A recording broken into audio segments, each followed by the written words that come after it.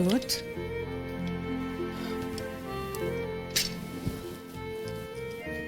বলছি সারাদিন তো খেলি না, নিচে নামলি না খেতে। খাবারটা নিয়ে এসছি, খেয়ে নিতে বাবা, ওঠ। আমার খিদে নেই মা।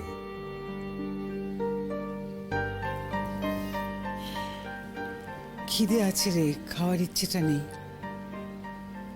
জানি, আমি বুঝি সব। ওঠ। মা প্লিজ প্লিজ মা, তুমি খাবারটা নিয়ে যাও। আমার আমার সত্যি ভালো লাগছে না।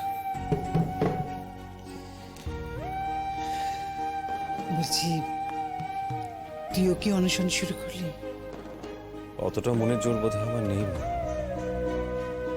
তাও এইভাবে যতটা সম্ভব ওর পাশে দাঁড়ানো চাই, এটাই বোধ হয় আমার প্রায়শ্চিত্ত। জানো তো মা, আমার না খালি বারবার মনে হচ্ছে আমি কেন সেদিন ওকে অবিশ্বাস করলাম। সেদিন যদি ওর পাশে দাঁড়াতাম তাহলে হয়তো আজকে ও আমার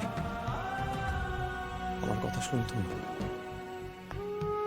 রোদ দেখ, প্রায়শ্চিত্ত যদি করতেও হয়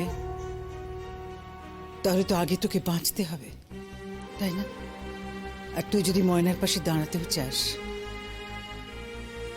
না খেয়ে তো সেটা হবে না। তাহলে তোকে আগে খেতে হবে। না খেয়ে থাকলে এরপর তোর পাশে দাঁড়াতে পারবি না বাবা। ঠিক বলেছো মা,